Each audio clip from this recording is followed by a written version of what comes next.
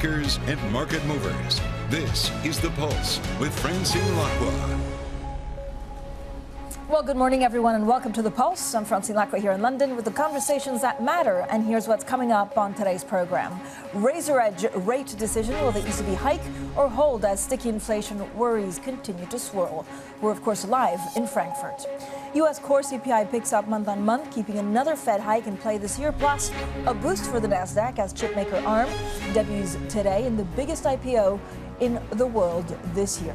Also coming up on Bloomberg UK, my interview with the former UK Prime Minister Theresa May on Donald Trump, tensions with China and Brexit. My biggest regret is not getting the deal I wanted to get through the House of Commons. And I think every Prime Minister leaves office feeling that there were things that they wanted to do. So let's take a look at the European markets map. That the focus today firmly, of course, on what Euro's doing and everything to do with the ECB. It'll be very interesting to see Christine Lagarde navigate, of course, that communication. We keep on hearing it from many sides of the trading floor. This is probably the decision that would be most difficult for the ECB. Knife edge is what we've been hearing over and over now. On the back of that, stocks are a little bit mixed. Not only U.S. futures, but certainly European stocks. Little changed, euro edging higher. Again, traders really bracing for this interest rate decision. It could be very close. There's evidence that Europe is facing persistent cost pressures that have, of course, been made worse by soaring energy prices, and then money markets pricing a 2/3 chance that the ECB raises interest rates by 1/4 percentage point. The other thing we're watching out for is, of course, ARM. We got the pricing last night. Today, trading will test appetite. So look out for ARM. A couple of other things we're watching out for. Yesterday's CPI print in the U.S. It did not rattle the markets too much. The tick higher in core CPI month on month at 0.27 is not too hot. And then the thirdly, of course, it's the ECB. So all will depend on what happens. It's knife edge. And of course, we're seeing a change in expectations. I think we have a beautiful chart. It's a beautiful Bloomberg chart that's coming up. There you go. Probably the chart of the day, if not the week. So it is a knife edge for the European Central Bank, whether to raise interest rates for a 10th straight time or to pause. Let's go straight to Maria Tadeo, who's in Frankfurt. Maria, to hold or to hike? Good morning. Francine, is a big question, but we're almost there. The suspense is almost over. And you would assume by 10 p.m. local time here in Frankfurt. We did see, by the way, this morning, Christine Lagarde was here in this building at around 7:15 in the morning, that this decision has already been taken and the governing council must have gotten to an agreement. This is now about fine-tuning that press conference. And as you said, Francine, this is going to be a difficult balancing act for the head of the ECB, no matter what they do, whether they hike or hold, even though the market, we should stress, is now positioned for a hike. A lot of that precipitated because of that story that came out by Reuters, then confirmed by Bloomberg, that those forecasts that will come out today in conjunction with that decision should show that inflation would still be above 3% in 2024. And remember, that was a crucial year in terms of the transmission, the strength of the transmission that would dictate a lot of the behind the scenes of this decision today by the European Central Bank. But as I say, going back to this press conference from the head of the ECB, it is a balancing act. Of course, if they hold, there will be criticism as to why do you hold with projections that could show inflation sticky if they hike. But again, we've seen that there's already a downgrade for this year and next from the European Commission when it comes to GDP. But you also look at the PMI data, all of the data combined over the past 6 weeks. You do see an economy, not just in Germany, not just manufacturing, but actually widespread, that is heading into a downturn. So that would put a central bank that is hiking into a downturn that is palpable. This is a scenario they wanted to avoid, but they could find themselves today doing precisely just that, and that would maybe resuscitate the concerns about a policy mistake, the ghost of a policy mistake around this building of the ECB today. Maria, thank you so much. Maria Tadeo there in Frankfurt. Now we'll have, of course, the ECB's rate decision, 1:15 p.m. UK time, and we'll also bring you President Christine Lagarde's news conference shortly afterwards. Now joining us is Richard Clarida, Global Economic Advisor at Pimco, former Vice Chairman of the U.S. Federal Reserve. Richard, what a day to have you on. I don't know whether you miss being a central banker, or whether at least you're just relieved you were never part of the ECB, because they have a tough time today. I think they do. I think it is finally balanced, and I think your reporter did a good job checking off the issues. In fact, I would say now that apparently Bloomberg has confirmed that story, I do lean in the direction that I think they will go today. I do think it's finally balanced. I think President Lagarde was at Jackson Hole, and I did not take any particular lean But I think we have to take this report seriously. What I would say, Francine, is if they don't go today, I do expect them to go later this year. I don't think they're done. I think they're close to done. But the data in Europe has definitely been going south. And I think it is a balancing act. Richard, is there a danger that actually central banks, in the eye of credibility, because they want to be credible because of what's happened in the last 3 years, will over-tighten? And then there's going to be a big slowdown as the effects of this tightening start taking ahead with the 12, 18-month laggard? Francine, I think they want to avoid over-tightening, but certainly at the Fed, Chair Powell and other committee members have said many times the risk of doing too little on inflation exceed the risk of doing too much. I do think central bank credibility is paramount. I think so far credibility has been maintained. But yes, I think if there is a risk, and there's always a risk in the real world and policy, the risk will be over-tightening relative than tightening too little. So what would you do if you were at the Fed today? Well, I think today it will be appropriate to deliver what I would call a hawkish pause. They'll be moving next week, but I think they'll be inclined to deliver a hawkish pause. They have gotten good news on inflation. Yesterday, a mixed report, but if you look at the underlying trends, core inflation is moving in the direction they want. So I think what we'll see next week is a pause, but an indication that they're prepared to do more. And I would expect them, I think it's finally balanced, but I would expect them probably to get one more hike in this cycle. And then stay for longer. Yes, I think the new mantra will be, we heard lower for longer in the last decade, and I think restrictive for longer may become the new mantra, not only for the Fed, but for the ECB and Bank of England.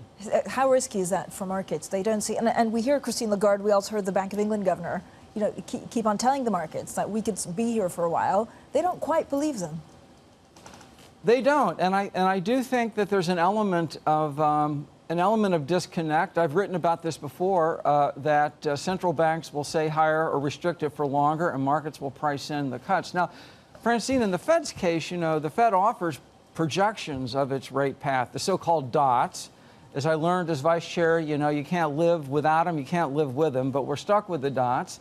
We'll get a new set of dots next week, and most likely they'll show, as they did in June, the Fed expecting that next year it can begin to cut back and to cut rates. But that will be a balancing act for the Fed, because the markets will tend to take what the Fed gives and then move it even further. So I think we'll see more of that. Do you think, Rich, that U.S. bond yields have peaked? Great question. We've been trading in a range really for about 10 months now. We've moved above that range. I'm still of the view that we're more or less in the range for treasuries that we're going to see. If rates do move up, I don't think it's going to be because of the Fed. It's going to be because of the fiscal dysfunction in Washington. So even though the Fed's very powerful, it's not the only driver of rates, and fiscal policy is also a factor as well. But do you think we're underestimating the impact of QT? Like, we focus so much on interest rates, and this could be the big one. Well, Jay Powell and the Fed's hope, Francine, is that QT operates in the background. In fact, I think Chair Yellen at one point said it's like watching paint dry. But as I learned when I was vice chair in the fall of 2018, it's in the background until it's not. And markets can suddenly start paying a lot of attention to QT. I don't think we're there yet, but it's obviously something the Fed will have to be attentive to. So what do you think in this juncture in time? Is there something that markets are misunderstanding about what the Fed is trying to do, or how the economy will evolve? I think the markets are underappreciating that the Fed has to take into account not only the baseline view, but the balance of risk. And I think there is a scenario next year where the labor market continues to be hot, low unemployment, the progress on inflation stalls. And at that point, the Powell Fed has a tough choice. Inflation's running, in the 3s next spring. They don't want inflation in the 3s. They want it heading to 2. And so I think markets are underappreciating that if inflation remains sticky and stubborn, in certain scenarios, we may see more from the Fed. So you don't think they'll live with a 3% at the margin for a while longer? No, I've said before, and I'll repeat on air, I think the destination before they start considering cuts is 2 point something on inflation, and point something might be 0.8 or 0.9, but they definitely want inflation year over year under the core measures in the twos before I think they start thinking about what's next. Richard, do you think we're importing deflation from China? Well, certainly a surprise to me, although not to my Pimco colleagues, because we got the call right. Typically, when you have reopening or stimulus in China, you do see it putting upward pressure on global prices. This year, inflation's going in the opposite direction in China. So, but you know, offsetting that, Francine, is the fact that we have a real push here for friendshoring, offshoring, de-risking, whatever the favorite term is. And that can only be moving in one direction. It's going to put upward pressure on prices as supply chains readjust. All right, Rich, thank you so much. Richard Clarida, their Global Economic Advisor at Pimco, of course, stays with us, and we'll talk a little bit more about fiscal space or the lack of. This is Bloomberg.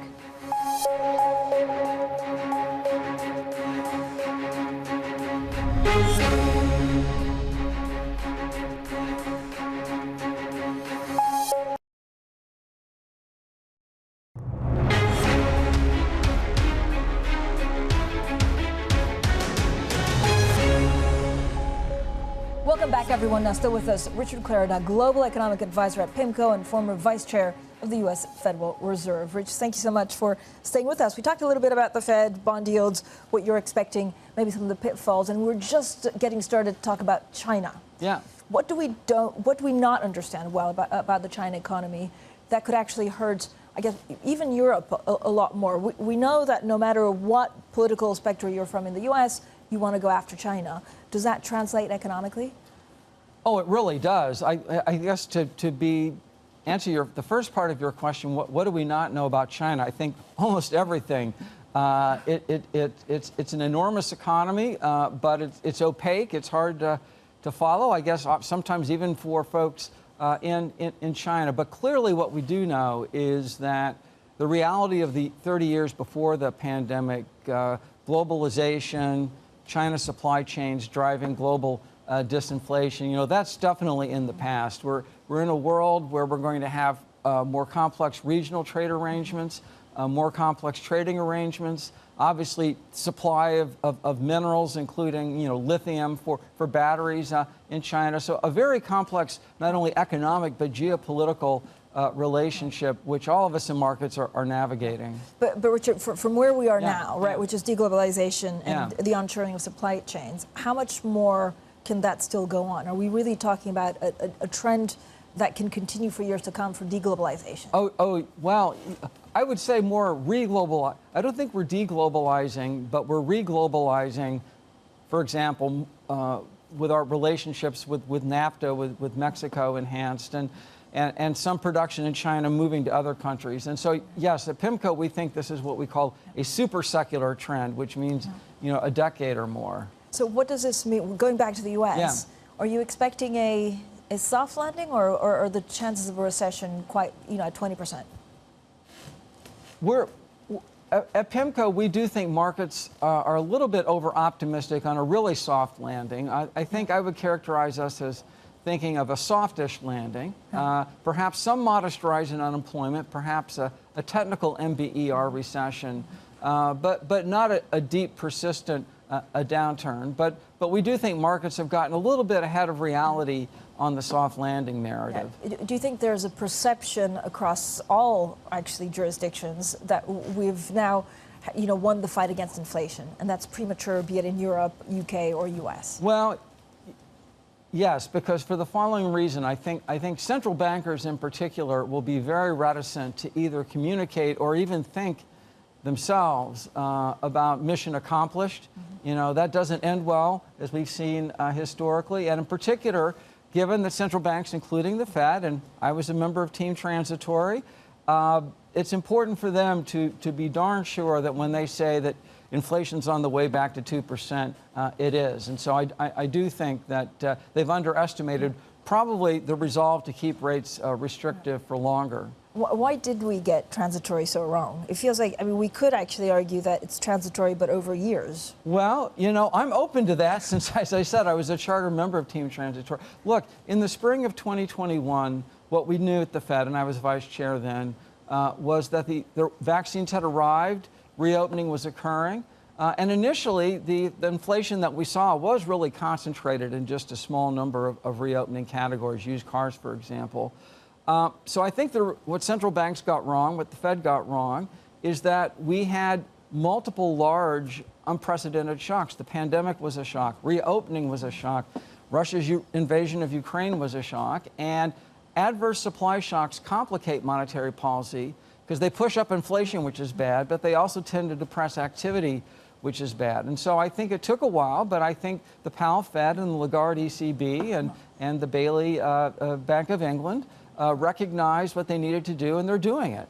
How much do we need to start talking about fiscal space, right, well, of countries? I think we do need to talk about it. But markets are not really looking at it.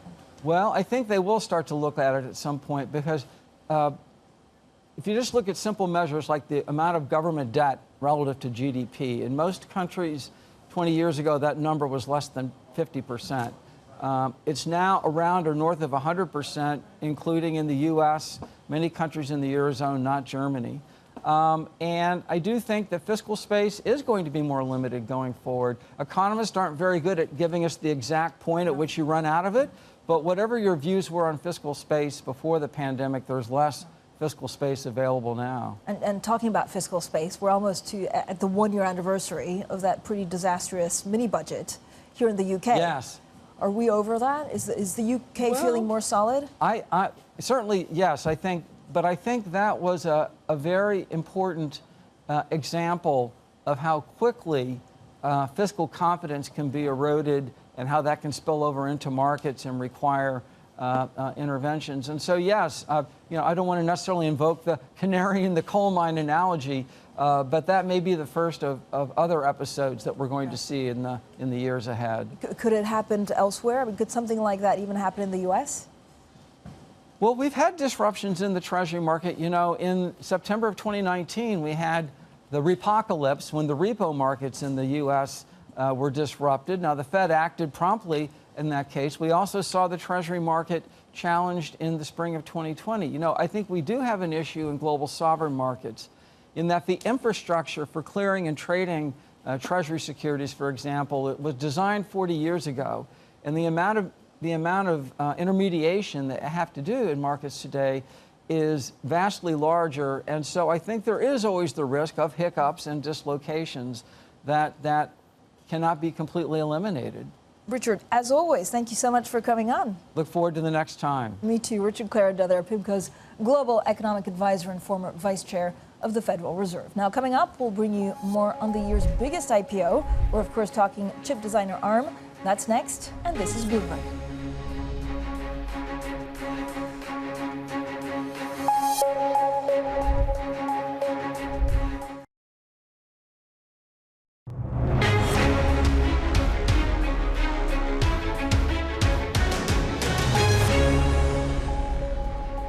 This is the Pulse. Welcome back. Now we're getting some breaking news out of Italy. The Prime Minister of Italy, Ms. Meloni, saying that the final tax on banks must net some 3 billion euros. So on the back of that, we're seeing a little bit of pressure across the board with, for example, Intesa Sanpaolo down 2%, Unicredit down 0.7%. Now, today is the day ARM has priced its IPO at the top end of its range to raise $4.87 billion in what is the largest listing of the year. Now, Bloomberg previously reported that ARM's initial public offering was oversubscribed by more than 10 times.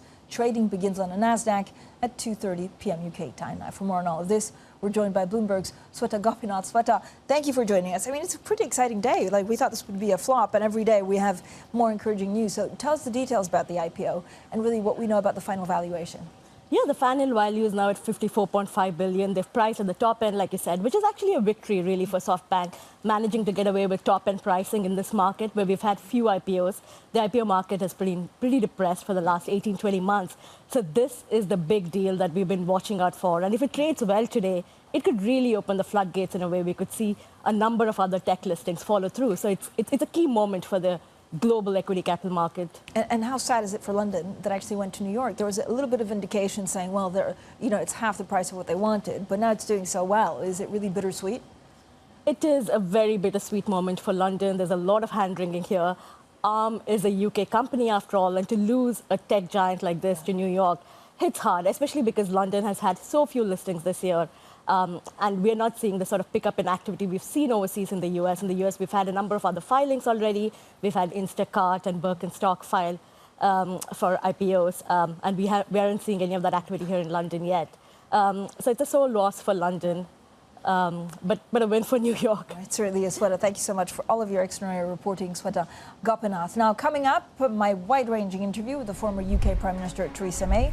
We talk Brexit, China, Donald Trump, and the UK on a year on from Liz Truss. This is Bloomberg.